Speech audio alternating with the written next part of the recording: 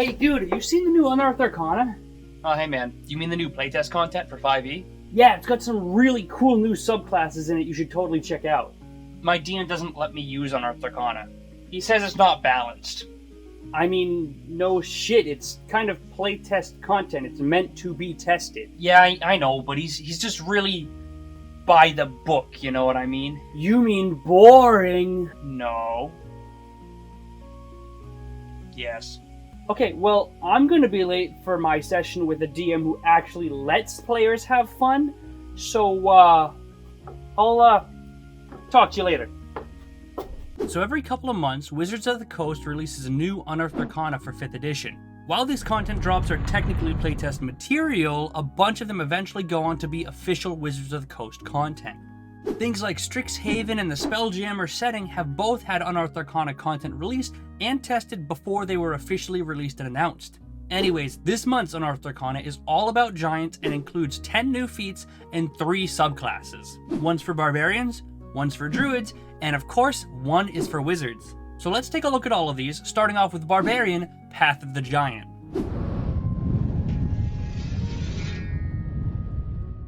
I'm angry. Big angry. The entire subclass can pretty much be summed up in that quick 2-second skit. At 3rd level, you gain Giant's Power and Giant's Havoc. You can read, write, and speak Giant, which is impressive for a barbarian, but when you rage, it makes you so angry, you actually become a large creature.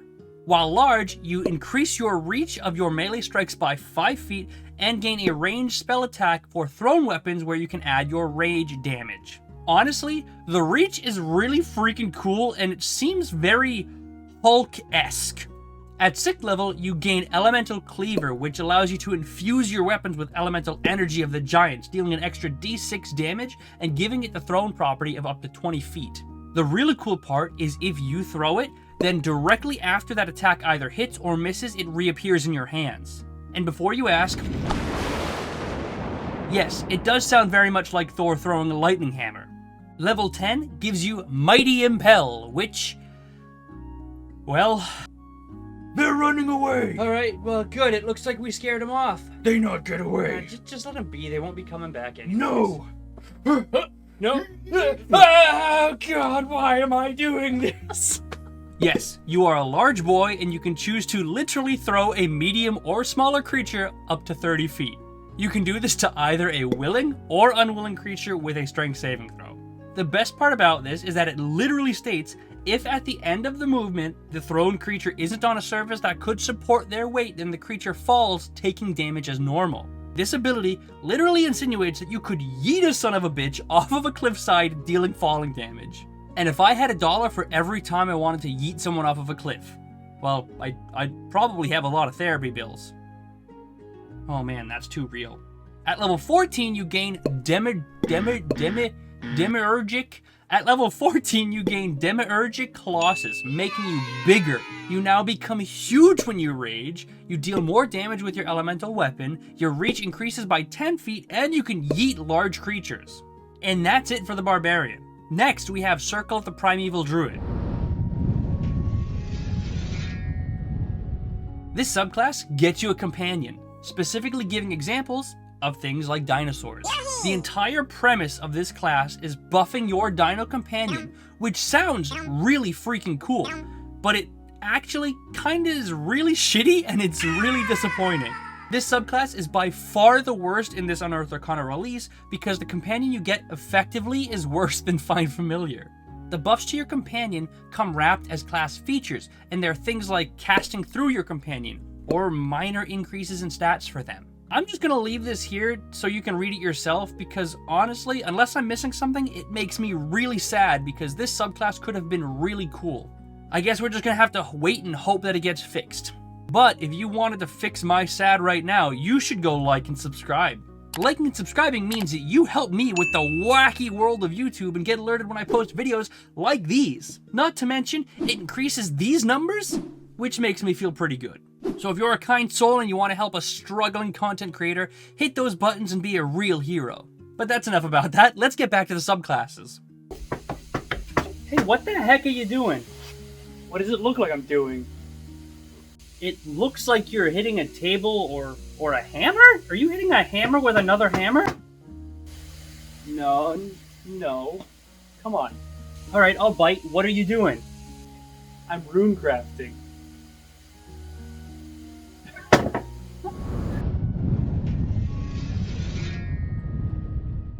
Next, we have everyone's favorite class, the RuneCrafter Wizard. This class is all about empowering your spells with different runes. At 2nd level, you gain access to Runes of Understanding and Runic Empowerment. Effectively, you can cast Comprehend Language spells at will and cast it free with no restrictions or spell slots. Congratulations, you no longer need to learn languages because with this, you can cast Comprehend Languages and speak and understand everything 100% of the time. Pretty strong starting off. On top of that, however, Runic Empowerment kind of is exactly what it sounds like, where you cast a spell and can empower that spell slot with one of 3 different runes, being Life, War, or Wind.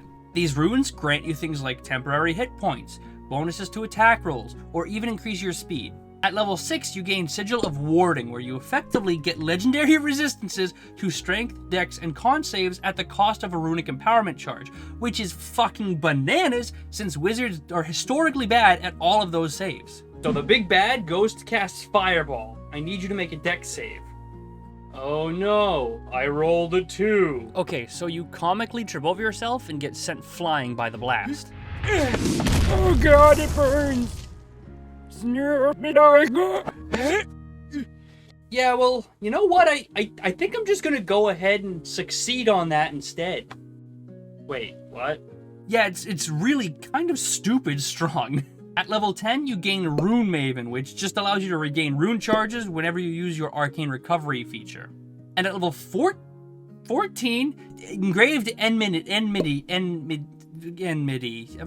I can't pronounce it, it's somewhere on the screen. This allows you to mark an enemy with one of 3 potential runes as a bonus action on your turn. This either gives disadvantage on saving throws against your spells, makes it so that they're always visible and cannot become invisible, or just deals some extra damage. Honestly, this subclass is pretty freaking bananas crazy strong, specifically because Runes of Understanding and the Sigils of Warding that you get super early on at 2nd and 6th level, granting you knowledge of all languages and legendary resistances to auto-succeed on those saves that wizards are naturally bad at? That's just so strong. Anyways, that's the subclasses in this Unearthed Arcana. The Barbarian and Wizard subclasses are just so damn good, and I highly suggest trying them if you get the opportunity to. The Druid subclass, well, they tried, so that's what matters.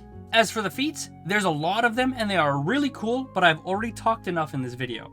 I might make another video about them, I might not, but I guess we'll see later. If you enjoyed the video, I'd really appreciate it if you liked and subscribed. We post new videos every Monday, randomly post short comedy sketches throughout the week, and live stream every Friday night at 7:30 p.m. EST. Oh yeah, and there's something else about videos that I've done in the past, links in the description, blah blah blah, whatever. But that's all I have for today, so thank you very much for watching. I hope you enjoyed, and I will see you on Friday.